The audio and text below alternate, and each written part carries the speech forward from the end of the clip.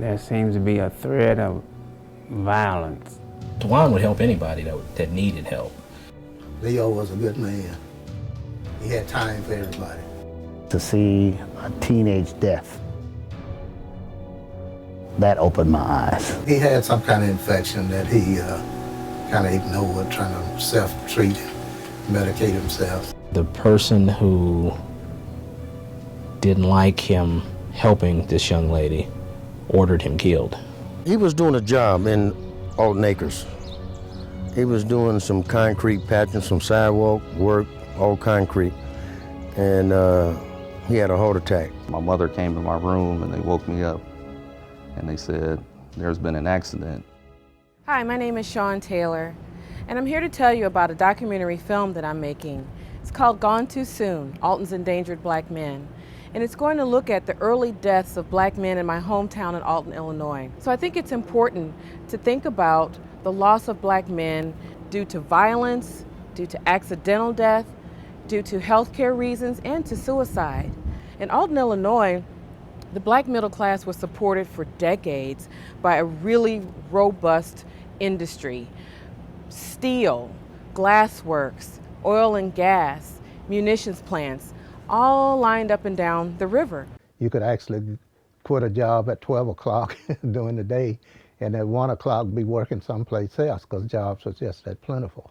Well, a lot of those companies started to move or shut down in the mid-'80s.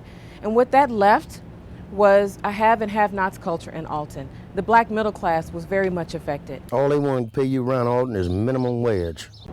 And so, at the same time that I'm filming this, there's an effort going on in Alton, Illinois right now to recognize its most famous citizen. That's Miles Davis. Miles Davis deserves the recognition of the artist he was and of the work that he left behind for us to enjoy. All of my life, Alton has always focused on Robert Wadlow, the tallest man in the world. And there's a statue there honoring Robert Wadlow. Through the lenses of two families in Alton, the Caffey family and the Carmen family, I will talk to relatives and friends of the black men who have been lost in Alton. And the reason that I can do it through two families is because this community is so tightly woven. I hope that you will see the value in this film, because more than just showing the men that have been lost and honoring the ones who are still there carrying on, I also want this to start a dialogue about how we can preserve and protect the men who are of value in our communities, who are of value in our families.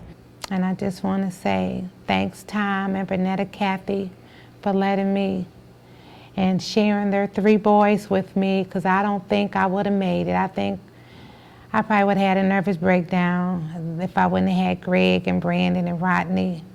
And they be with me all the time, but they don't try to fill in for Jarvis. But we all had a relationship. So I was there for Greg, Rodney, and Brandon, and they're there for me. And I love each and every one of them.